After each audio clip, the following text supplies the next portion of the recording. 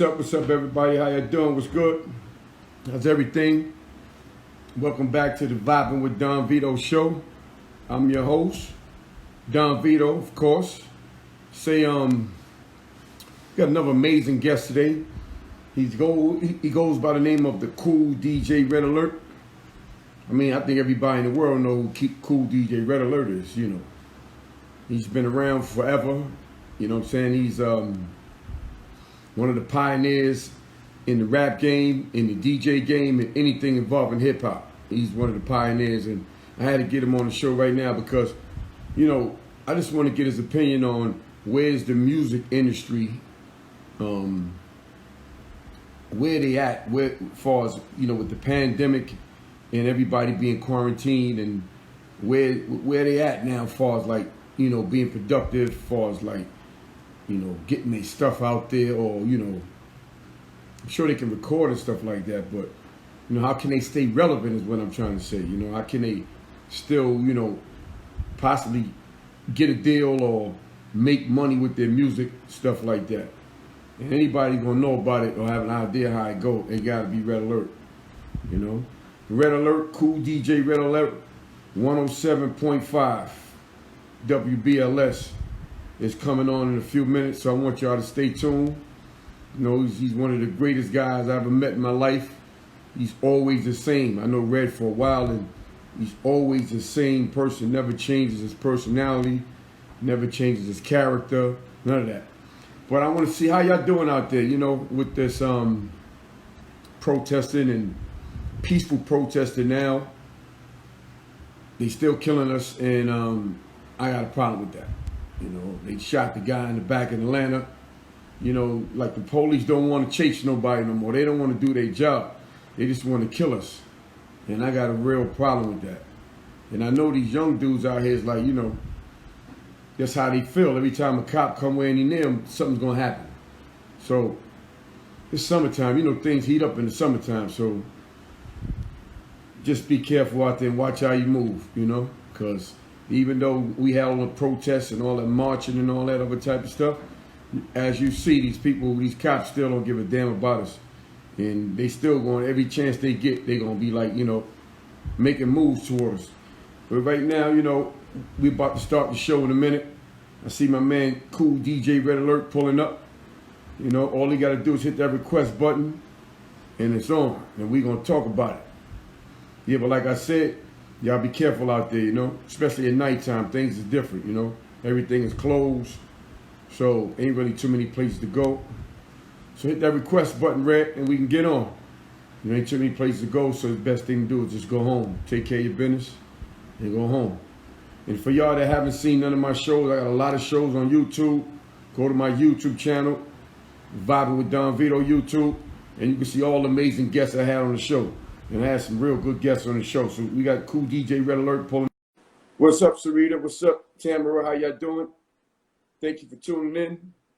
We got Kool DJ Red Alert on the set. What's up, Red? What's going on, man? The Kool DJ Red Alert. How you been, baby? I'm good, man. How you holding up, man? Man, what can I say, man? Corona free, Corona free. There you go, there you go. So you down the way or you up top? I'm up top. No. Yeah. You know, I'm hearing what's going on down there. It's a little disgusting, but hope things get better. No, but I've been up here. Yeah. So how you been holding up, man? I ain't seen you in a while. What's up? Everything fine. You know, I look at it this way, man. As long as the family good, I'm good. That's the way I look at it right now. You know, we had our time. Now it's about, you know, seeing the family is good. Yeah. That's the way I'm taking it for right now. Yeah. So everybody in the family's doing good, I see. Yes, definitely.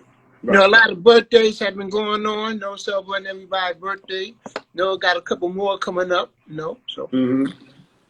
So let me ask you a question. So how you feel about, let's go to George Floyd and the things that happened in now after the protests and how they shoot the dude in Atlanta and stuff like that? It's disgusting. Like I was saying, you know, hearing what's going on down there. As far as, you know, after George Floyd, you know, people fed up. You know, enough is enough, man. You know, social media or quote unquote cameras on phones when it had not exist, you can imagine how this been going on for a long time on the low. On the low, yep. On the low. It's been going on because everybody thought, all that is forgotten about for years ago, but it still continues, but it was on the quiet side. Right. Now here it is, where, got phone cameras on phones, and then, we got social media. Remember, a long time ago, as far as like online, I'm talking about the internet, lead down to social media. When we heard about something that was in another state, that was like way later on because it was at another state. Right. Now with social media and online internet, everybody know about it just like that. Just like that. So here it is. Once again, I say that people are fed up. That's why they going out here and doing what they do. But I agree upon certain situations that take place to a degree. Mm-hmm. If you gonna do it for a reason, not just to do it. Right. But then I know they doing it for the attention to be having everybody be aware. Come on now, when we gonna stop? Because put it this way, we all bleed the same. Exactly. Yes, we do. We all bleed the same. And then also it started in the household, man, because if you passing that tradition of what you've been doing from your elders down to your young ones, it's never going to stop. Never going to stop. So that's the way I look at it right now. And, with the shooting what's going on down there in Atlanta, I feel bad for that mayor down there because, she's tough.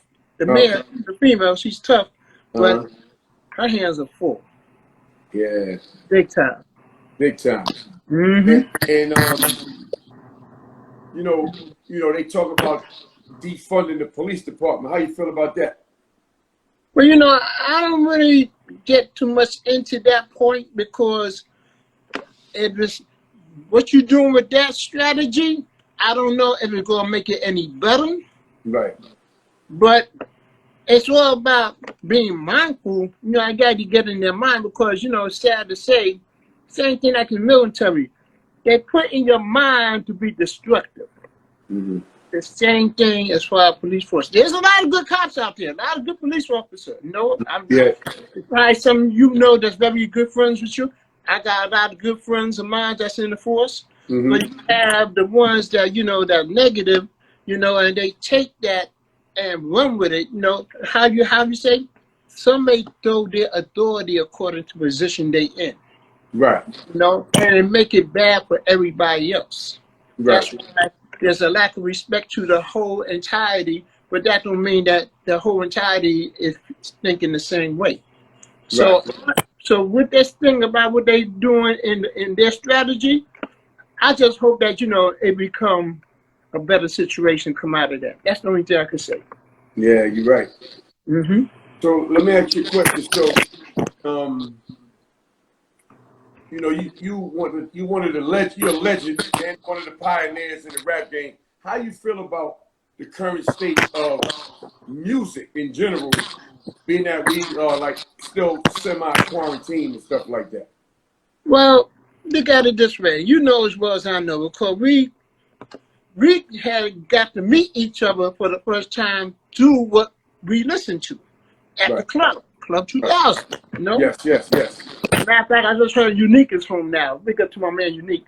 And it's like saying that what we was listening to at that time, of course our elders did not bother with it. They said, y'all listening to that foolishness, you looking at junk. Now here it is, we're in 2020. From like 2000 to 2020, the game has changed, the sound has changed, the attitude has changed. Now, some of it I do like, because all of them not bad. Right. We can jam and do some of that, But this is the way they think and how they setting the tone, and everybody follow. Now, is it right? To some degree. And then, there was a lot of good stuff and there was a lot of bad stuff during our prime time too. So, as time go by from generation to generation, era to era, the sound, the vibe, the energy is going to change. Some for good, some for bad. Right. It's like, you know, what can you do? Because after they become into being an elder and having kids, you don't know what's going to take place after that. Yeah. So, you know, we just roll the punches, man. So let me ask you a question. So, what year did you start your journey into the music, into the DJ? I caught the bug in like the mid 70s. You know, while I was in high school, you know, I was sneaking. I went to Dewa Clinton High School up in the Bronx. Okay. But I was sneaking downtown to what they call, quote unquote, the discos at that time. Mm-hmm. You know, putting my older brother clothes on, trying to look older and everything, you know, getting the fake ID. Yeah. You know, and sneaking in. And I was with a crew, you know, my man Derek Chink and all of them, big up to them. But what made me go a different direction, because I know they were going down there, they want to mingle, get with the girls and drink. Me, I caught the bug because I was seeing what the DJ was doing. Right. And it got to a point where I wasn't involved with no drinking, no girls, no dancing. I just sit there and look at the DJ all day. Okay. Of course, some of them say, "Oh man, what you doing, man?" You know, cause I'm not in the same cahoots with them. What they doing? Right. As a matter of fact, they're having a couple of situations where they got caught up and got in trouble, and they got thrown out. When the security come to me, said he's one of them too. The other security said, "No, he's good because he's not doing what they doing. I see what he's doing," and they keep on coming back and check out the DJ. So that's what I got the bug. So that was like on a Thursday, Friday, but coming up on a Saturday, I start experiencing the sounds of Kool Herc. Okay, Kool. So now here it is. I got to learn about the aspect of the dance disco craze. But up in the Bronx, I started learning the aspect of the sounds of hip hop. It wasn't even called hip hop then. It was just called the jams. It was just called something different. And what Herc was playing was different from what was playing downtown. Right. So that's how I caught the bug. So who gave you the name Red Alert? My man named Dennis. So my man Dennis, I used to hang up on the concourse of 149th Street, Grand Con, well, a little further down from 149th. And you know, a young lady I used to see at one point, but you know, after her and her family moved off, I continued hanging up there, playing ball with them, you know, and hanging out. And you know, from my way, how my style of playing and everything, my man Dennis gave me the nickname Red Alert because I had the big old red afro, skinny afro, and my style playing. So he started saying Red Alert, you know, and my name stuck. So when I got into DJing, I used that. Right. And when I add the Kool, because I got along with everybody. Right. It was cool with everybody. Yeah, So Red, you had a basketball game, huh? Yeah, I had a little game. No, I mean, I did not take it to the heights, but I hung in there. Yeah. So coming up in the game, who was one of the people that you looked up to as far as your journey into the music game? Well, like I say, downtown I was going to seeing the DJs. The DJs down there at that time, I know I'm giving some legendary names. Pete DJ Jones, Grandmaster Flowers. That's where I got Grandmaster from. Grandmaster Flowers. A guy, it was Charisma, Plumber, the Together Brothers, you know, all of them. And then coming up in the Bronx, first it was Kool Herc. Now it was just Herc at one time. Him and his person who was emceeing for it was Coke Rock. Right. So after I went away to school for a minute, I came back. Here go the next wave I see. The L Brothers featuring Grand Wizard Theodore, rest in peace AJ, the guy named Smokey. He don't get his just due. My man DJ Smokey. Dicko King Mario. And I was always hanging up in the Bronx because I'm from Harlem. Right. You know? I'm originally from down on 111th Street between 7th and 8th. Right. But I was raised in colonial projects right behind the pole grounds. Okay. You know? Yeah. And that's why I used to always get confused. Well, I'm usually from down there, but I was raised under my grandparents up in the colonial. Right. So when I started going to school up in the Bronx, and I made friends up there, I was always hanging in the Bronx. You know, I got away from the block, making new friends, featuring it. So by the time I made friends, and then this next wave were coming up behind Herc, I was going to all the parties. Either it was outdoor in the park, in the block, or going indoors to all the different clubs that Flash was playing, Jay was playing. You know, the list is long. You know, and I'm on the side.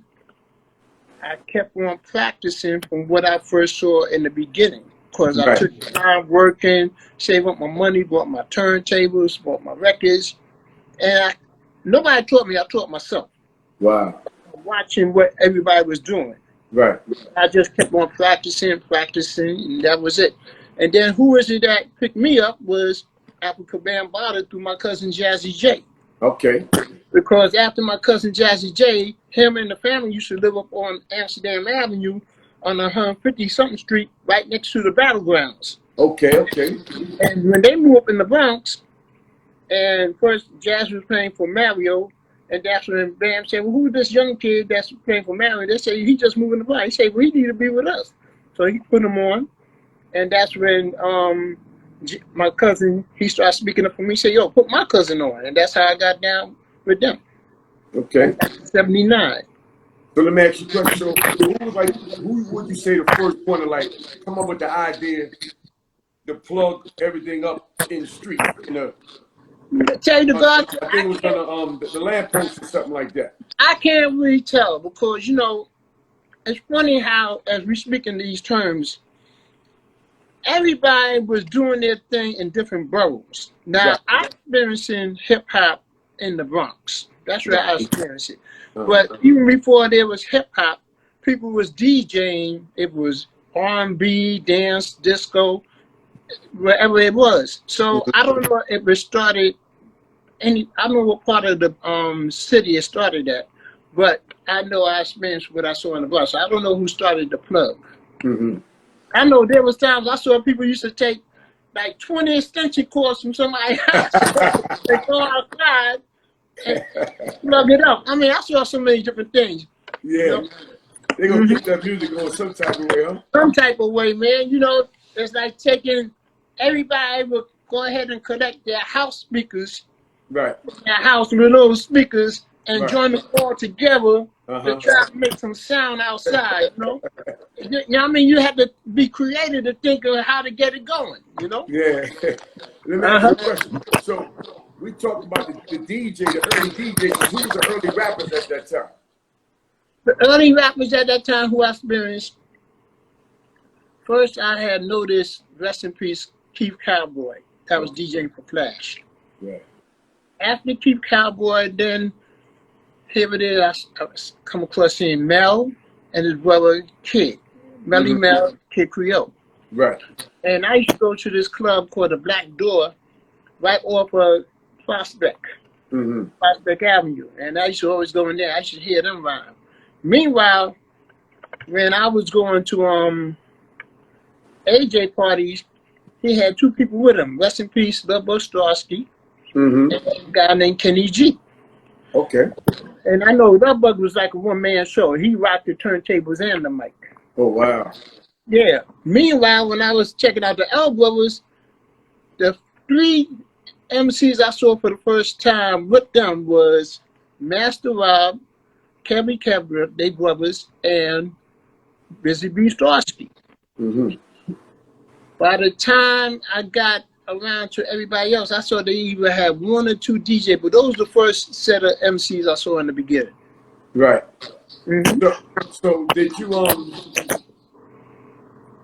in the days feel that because it wasn't even called rap music, it was just called what did you say it was called back then? And like I said, anybody was going to hear something, we going to the jams. Going to the jams. You know, it wasn't no terminology of hip hop or rap. It was just saying we're going to the jams. You go out here, the DJ and the MC. You know, the rappers was called MCs at that time. Right. You know, MCs, Master of Ceremony. They the ones that, you know, they accommodate the DJs for what they're doing. And at that time, they were doing little simple rhymes, you know. They wasn't going full-fledged with all the lyrical stuff. They were just saying, like, you know, Melly Mel would say something like, back in the jail and up the hill, they took a chill pill, you know, or, you know. Yeah. You know, I'm just saying an example, you know, little simple rhymes, and, you know, every time you always heard that same old slogan, to the beat, y'all, and you don't stop, you keep on, you know. It was a little slogan, and then, you know, I think that it was Mel, his brother, and by that time, I think that's when Scorpio, who was known as Mr. Ness, came in. They started taking it to another level, and making it more lyrical at that time. Right. Mm-hmm. So the boom boxes came out around that time, right? Oh yeah, definitely the boombox was out there during that time, you know. Yeah, the boombox, you know, you was the man. As a matter of fact, I'm gonna tell you what I used to do when I started DJing, and I started practicing. And I started making my little cassette tapes. Right. So now here it is. I had a box, and me and my stepbrother used to walk up to 123rd Street when it was the Chiba House. I know you remember that. And we be up there on the corner, and I'm playing my music, you know, on the box. And be like, yo, who's that? Who that? And I tell them it's me. Get out of here, that ain't you. You know, such and such. But you know, I wanted to be around some place where, you know, I know activity was going on. Cause everybody was always hanging up in the cheaper spot. The street on the other side. That's when all, you know, the hustlers were getting their car washed for 15 minutes. You know, I was around all that at that time. So they had a dude by the name of Sonny Chiba, right? Back then too, right? Sonny Chiba? No, Eddie Chiba. Eddie Chiba, yeah, Eddie Chiba. Now I'm gonna tell you, respect to Eddie Chiba, respect to Hollywood, and I know Lovebug was coming down. I already knew Lovebug. Eddie Chiba and Hollywood, I got to learn about later on because I was always up in the Bronx. Right.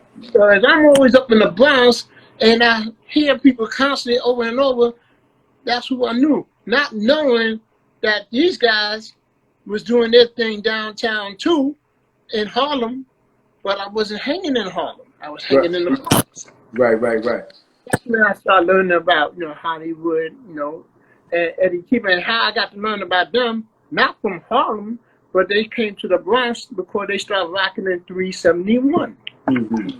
You know, them two also with Reggie Wells and my man, rest in peace, Junebug, before he went to the Fever. Yeah. So is it safe to say that hip hop started in the Bronx? Well, I know, in my experience, from what I saw, I discovered, that's where I first seen it at, in the Bronx. Right. Everybody, I understand people want to put their claim, and I'm not going to disrespect nobody. Everybody go put their claim and what they say. But my experience from what I saw, I seen it in the Bronx. Yeah, because they call the Bronx the home of the hip hop. Right, home of hip hop, Bronx, you know. And I would consider that because that's where I was seeing a little bit of everything. I was seeing not just the DJing and the MCing, but I was seeing the breakdancing. All the breakdancing I was seeing when I was going to a Kool Herc party.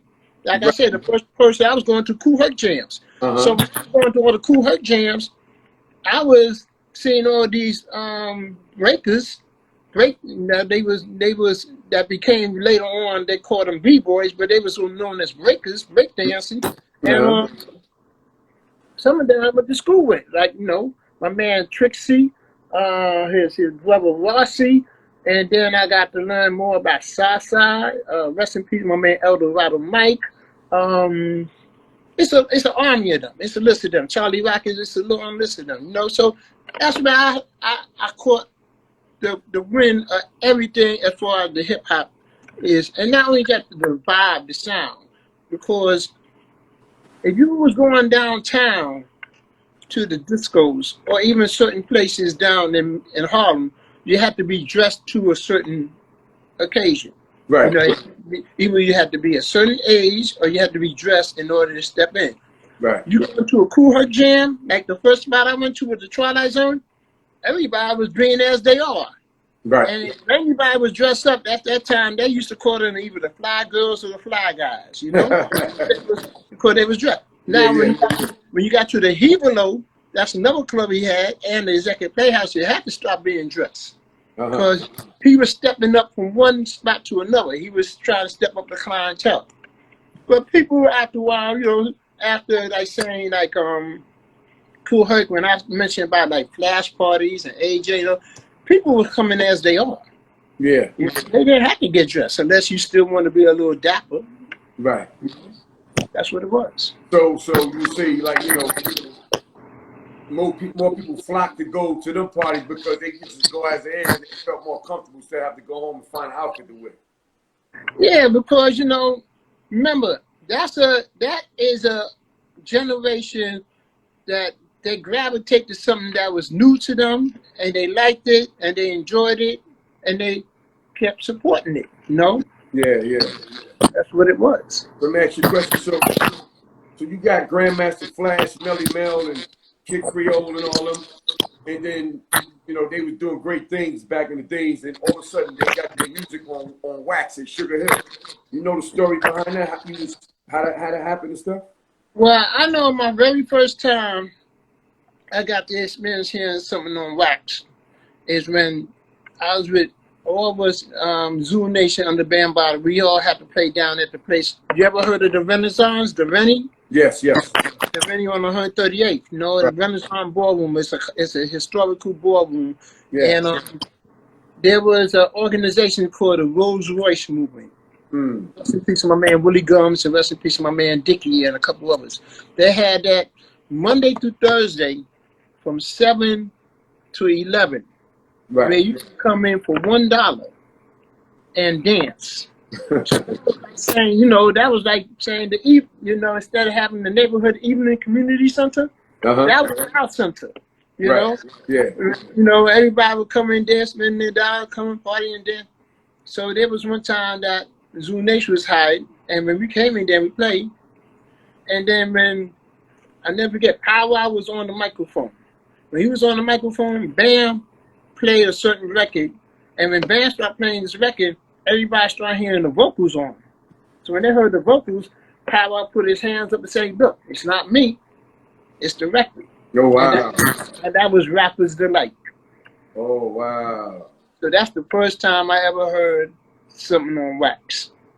Wow. So now that opened up a trend of DJs and MCs. What they call MCs back then? Yeah, still called MCs, yes. Yeah, DJs and MCs just started coming more to the game, and they just started trying to get their stuff on wax too. Correct? Right. Well, you know, after the success of that, then you know, you had a couple how you call them, independent labels. That's what they call them. Independent labels when they these companies is doing their own thing instead of being with a big corporation. They start putting records. So, you know, you have, rest in peace, my man, Mr. Bobby Robinson, that had the record store on 125th Street. He started Enjoy Records. You have my man, Mr. Peter Brown, that he put out like Spoonie G. You have my man, Paul Whitley, that put out his daughter and a couple other people. Matter of fact, he put out Zoo Nation first record, Zulu Throwdown, 1980. So, you know, these are independent artists at the same time, but it was Sylvia Robinson that took it upon herself to put a record out first. And her base was out in Jersey. She's from Harlem, right along with her husband, both of them, rest in peace, her husband Joe. And they was already, because Sylvia used to be, you know, an artist herself. She came out with the record Pillow Talk and a couple other things. And and they had a couple other R&B groups like Ray Goodman and Brown, which was the Moments and stuff. But when they got into the hip hop, they put that record out, Rapper's Delight, and then seeing that things are starting to grow, that's when they went after Flash. Then they were going after Funky 4+1, and they started going. Now, some of these guys who I mentioned, they was already on Enjoy. But then that's when Sylvia got them to come over to Sugar Hill. Yeah. So do you remember the first record that got a chance to be played on the radio? Rap record?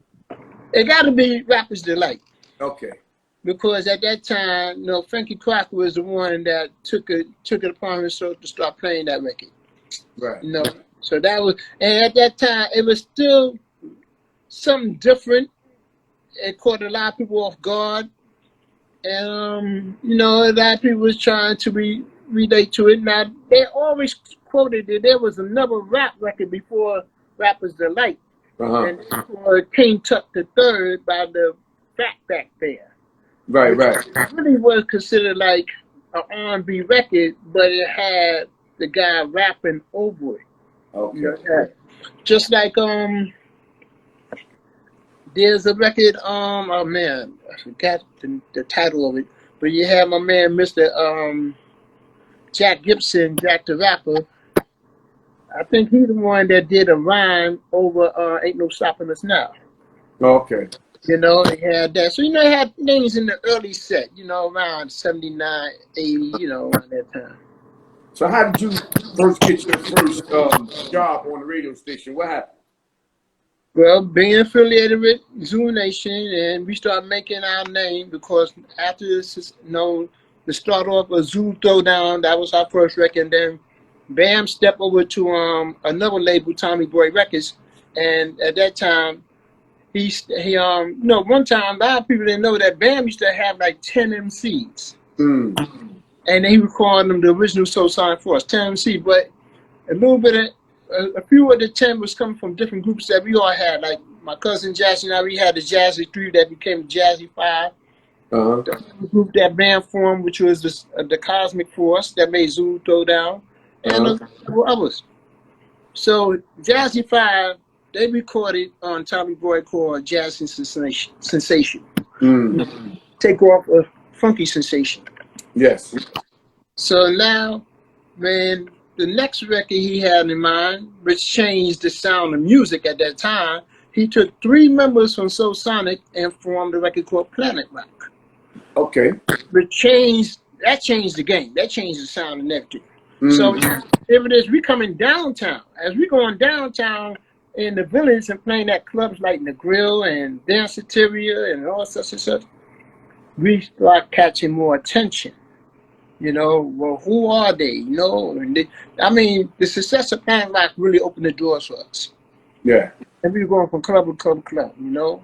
By the time we left Danceteria, we got to the Roxy. And we started doing the Roxy. Oh, man, that time we had Africa Islam, Jazzy. I barely play. I ain't play that much. But they were playing most of the time with Bam. And we used to average in there on Friday like 3,500 people. But all nationalities. Dang. Yeah, whites, blacks, Asian, Latin, all different walks of life. All joined together, you know. And we all have one common goal to enjoy what we listen to. And Bam taught us how to be open-minded to play everything. Which they call it open format today. We was doing that back in like 81, 82. Wow. 82, 83. You know, we were playing all different genres of music. Rock and roll, rhythm and blues, soca, calypso, reggae, R&B, yeah, a little bit of everything because we was catering to a little bit of everybody. Who took this of what was going on was the program director named Barry Mayo. Okay. He came out to Roxy because he kept hearing so much about what's going on. Mind you, before that, WBLS had already picked up Mr. Magic in 1982. Right. And Mr. Magic used to be on a small independent station, WHBI. That's where the sounds of hip-hop radio started, at a small independent station, 105.9. Okay. So when they brought him to BLS, you know, Kiss FM, which is the competitors at that time, they wanted to try to implement along what they already had called the Kiss Master Mixes. So that's when they stepped up and said, we want to incorporate what y'all doing along what we doing. So they went after Africa Islam first. They missed a couple of appointments. Then they went after my cousin Jazzy. And when they went after Jazzy started playing. He did it for like 2 months. Mind you, they wasn't paying no money. But the exposure you was getting by being heard on the radio led to doing parties, getting studio work, getting notoriety, everything. Right. So after a couple months, he let it go. So that's when they came to the band and said, well, who the next person in line? That's when they came to me. Right. And I started in October 1983. Wow. And you still hanging there. Yeah, and matter of fact, coming this October, gonna make 37 years of radio. 37 years, man.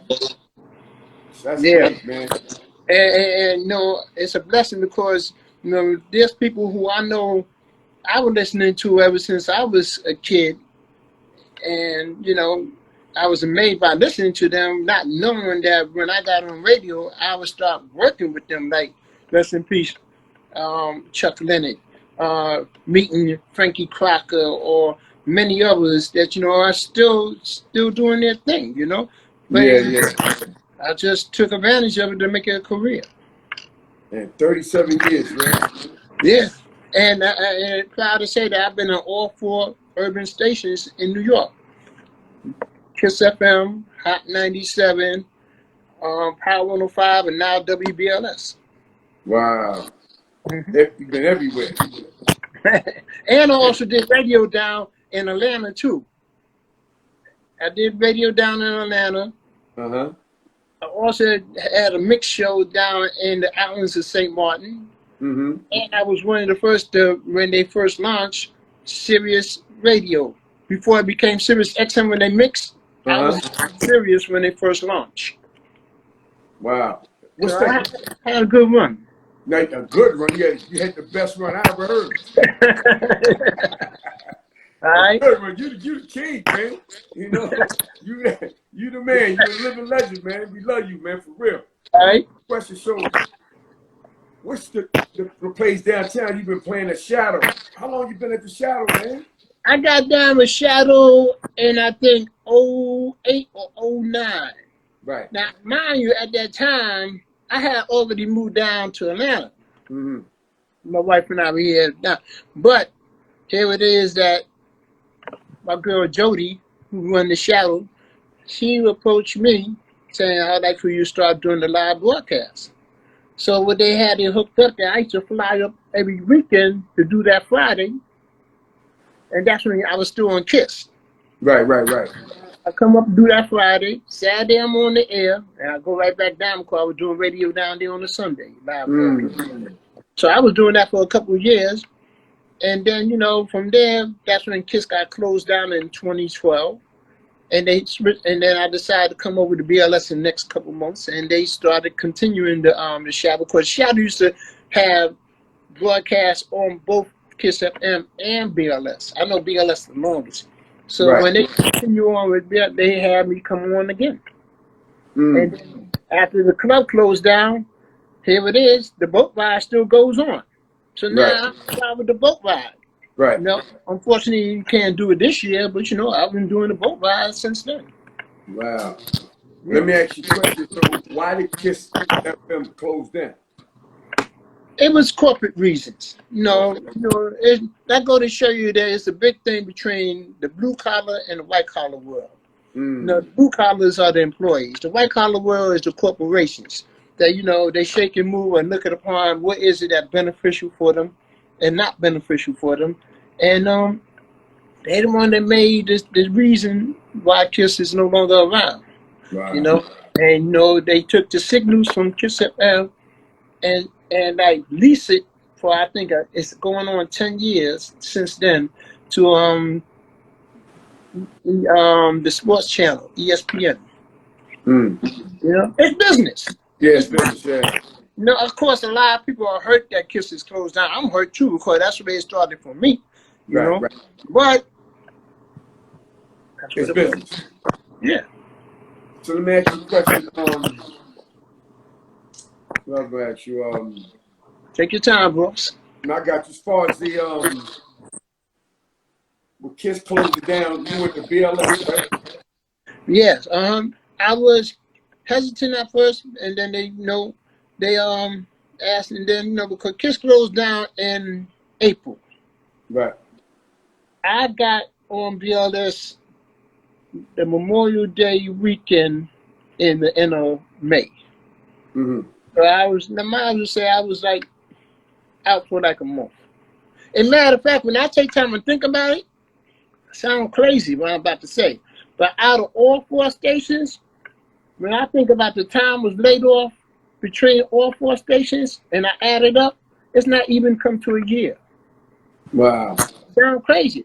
Remember the first time I got when KISS FM had changed format to classic soul R&B because it got brought by the company that owned Hot 97.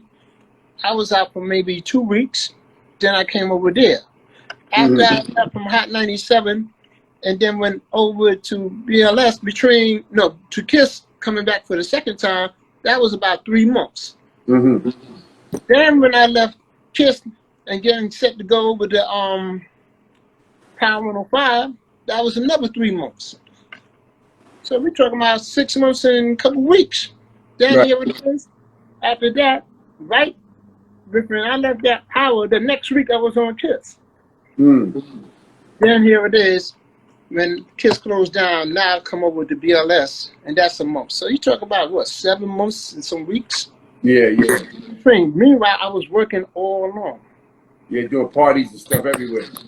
Parties, doing the stations. Yeah. You know, keep myself in the loop. Let me ask you a question. You got 37 years in the game, right? Mm-hmm. How do you keep yourself relevant, man? I mean, you played after 37 years just as good or better than some of these young DJs out here. Now, how you stay relevant like that, man? I think that I had some great mentors that took me under their wing when I first got in radio. Right. You know, and when I look at some of them that look upon the ones in the beginning that came on major radio doing what we do as far as mix shows, and I'm mentioning not just me, but also Chuck Chill Out, Marley Marr, and then later Flex. We always being mentored by various people. It's mainly my man, who I'm good friends. I love him like a brother. My man Fred Bugs. You know? Yeah. When, you know, they sit you down and they get and guide you. What is it to do to maintain? And kept that blueprint in my mind to continue on and learn to evolve from generation to generation, ever to ever. You know, of course, music changed, like I said earlier, the sound changed, the energy, the vibe changed. But if you still know the structure, you learn how to get and dabble into the next thing to continue on. And that's what I did. Wow. So if I'm in a club, and I'm just saying exaggeration, like that record that my man Lil Duval did with Snoop Dogg, Living My Best Life, I can give you that the same night and later on give you Rakim, I Know You Got Soul, and everybody vibing. And how big a gap in years is that? Yeah, you know? That's big. Yeah. Duval came out, what, 2018? Here it is. I Know You Got Soul came out 1987.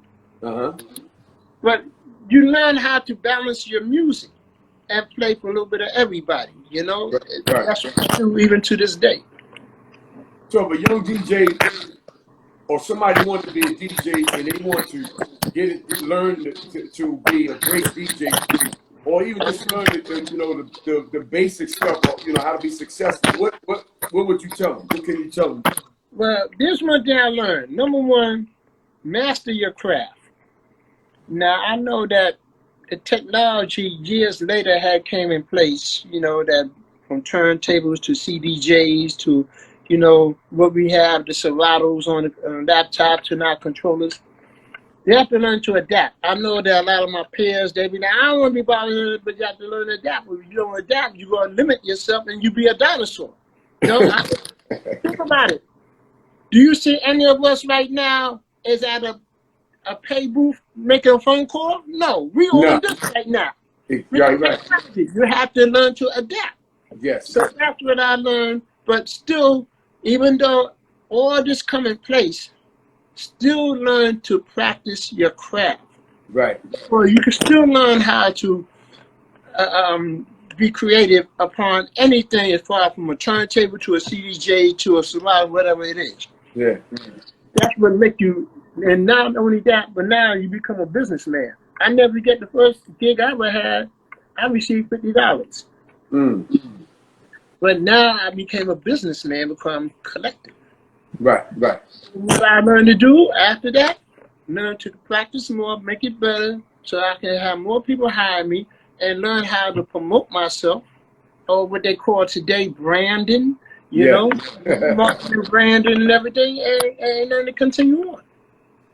See, the reason why I asked you that because so you got a lot of young DJs that's pretty good, right? Yeah, And, definitely. and say somebody, a promoter looking for a DJ to do a party, they be looking for your name like you just came out, along with the young dudes. They say, you see Red Letter on the fly, everybody, I'm going Red is there. You know what I'm saying? After all these years, man, you still got that same effect, brother. But you know, one thing I learned, man, hard to get it, harder to maintain it. You know, when you look upon some of these artists who've been in the music business for years and years, they're still going on strong in all different genres, R&B, hip hop, you know, name it. And you know, you like, damn, they still around. You know, but they learn how to maintain and learn how to evolve from era to era, generation to generation. You know, I mean, that's what you got to do. Yeah.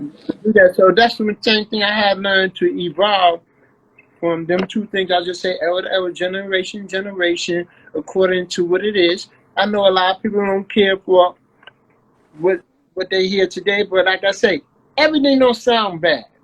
Right. Everything ain't sound good in our time. Right. What we had to do, we had to pick and choose what sound good to us. There's still some good stuff out here. You just gotta take time and listen to it and see if you like it. Right. That's all. The one time I think I called you and you was on the radio, but you wasn't on the radio. You said, "No, I ain't in New York. I'm in Atlanta." Right. Well, what it is, remember how in the past you used to always hear somebody say a live broadcast, like I said, I was doing the shadow live broadcast? Yeah.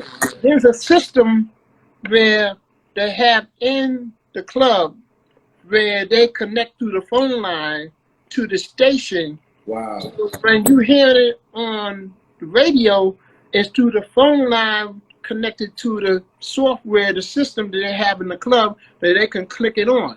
Well, I have that also in my studio down in Atlanta. Right. So when people heard me from Power 105, or even to Kiss FM, when I came back over to Kiss FM from Power 105, I'm in my pajamas jamming. Hey, this is not entertaining you, no? Yeah. Something like that. You can't tell the difference. Right, and then here go another thing. And respect to all the DJs that have been doing their thing on IG right now. I commend you. I respect you. I was doing that 10 years ago when there was a thing called Ustream. Ustream live stream, where it was hooked up through the camera and the mic, on through line, where people could see me and hear me DJ. Wow. And you know who inspired me was between my man DJ Scratch, because I remember he had me on his thing. I caught the bug from there, and also Mel Star was doing it. The group called the Beat Mizers was doing it, and Eddie B. Swift and several other, my man DJ W. Quite a few of them. And I jumped on the board. I did it for like 2 years. So you know, like, I know you always try things that could be at point ahead of the game, and that people don't know until later on. But that's what I was doing in my studio at home. Yeah. And being that you're pioneering in the game, a lot of things that they came out now, you're like, man, we've been doing that. But the world, they don't know that because they don't know what you know. It's the timing. Once again, it's a timing. Like, you know, you could be in, like, here it is. People got popular. I mean, Sirius and XM, when they connected together, of course, Sirius XM, it became more popular, but they did not know in early 2002, when Sirius came on, it was only certain amount of people that knew about it, and I was involved with that. So when people come to me later on, like in 2010 on up, yo, man, how come you ain't on Sirius XM? I said, I already did that. They look at you like, I was already on it. It's just that you had to jumpstart before it got caught on. You know, it got popular. Right. That's what it was. Wow. Ain't that something? Yep. So, how you feel about, you see, I know you know him well, what's his name, D Nice doing pretty well on that IG thing, huh? Yeah, big up to my man D Nice. You know what? Perfect timing. Perfect timing. Now, mind you, there was people that used to always, I don't know if much of it was an IG, but I knew more people was DJing on Facebook Live a long time ago. Uh-huh.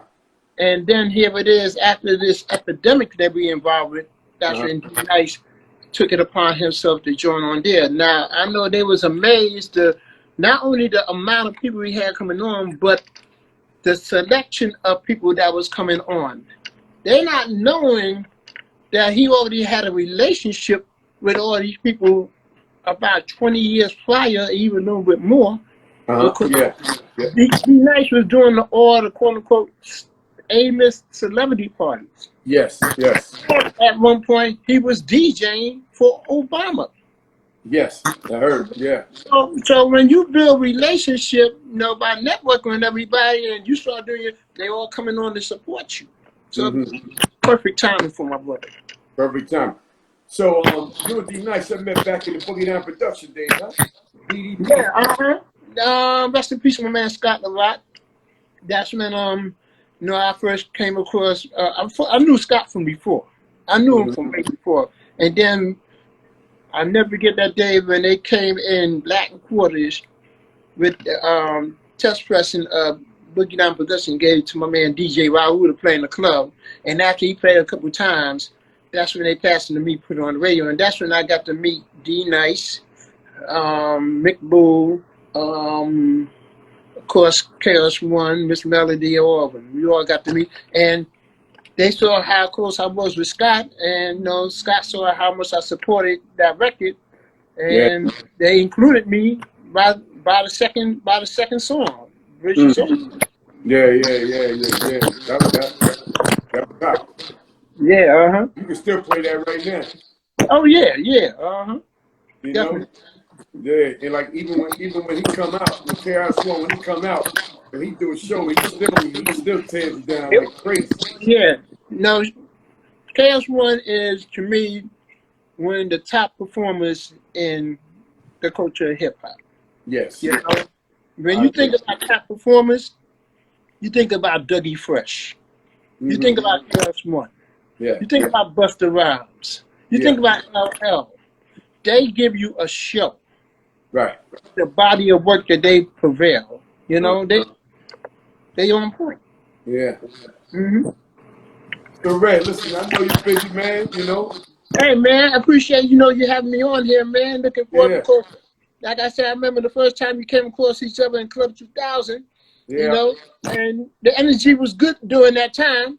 Right. And find out later on that you and my man Scotty, man Jamal, grew up in the same complex. I'm like, get out of here, you know. And we learned how. And you know what I still think about you this day? I know you gonna laugh about it. What's that? When I got to see you for the next time after a while, and you saw me on 125th Street walking by. You was in a car. I had my son with me. And you were saying, hey, yo, Red. I like, yo, what's up, man? And I kept going. And you're like, yo, Red.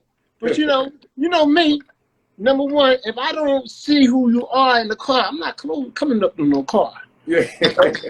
Until you jumped out and said, yo, me is V. I'm like, oh. But we've been good all along, man. All along, man. Yeah. Before you came on, I tell everybody, this is one person I know my life that ain't never changed. Always been the same guy, same character. Always been the coolest dude, man. Hey, man, I look at it this way, man. You know, I don't know no other way, man. It's probably my upbringing, man. You know, because Yeah. I think about who all was also successful in my family before I came around. I look at my aunt, who was one of the first members, one of the first black members singing in Carnegie Hall.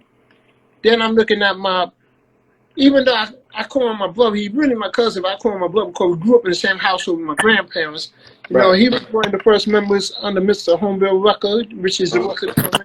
So when I see how successful they was in, and I see how they carry themselves and such and such, so when I got my shot, I kept the tradition. Right. Start from home. There you go. Well, I want to say one thing to you, right? Being that you talk about Club 2000, right? Before we go, we run out of time. It's something you used to say all the time. You used to have me rolling with. Remember NBA? NBA, fantastic. He said NBA, nothing but ass. Yeah, it's fantastic. It's fantastic, man. Yep, He used to crack me up with that, man. That was a good one, man. Yeah. Man, I love you, man. You know, Love you always, too, man. Thick and thin. Yeah. Respect everybody that came on checking us out, man. Respect everybody been supporting me throughout the years and what I've been doing. And I'm gonna still keep it going as long as I can. Yeah, man. You something to watch, man. Something to watch, stuff to listen to, man. You know, thank you for coming on the show, man. Respect to you, man. And I'll talk to you soon. Enjoy your day, man. Stay out the way, man.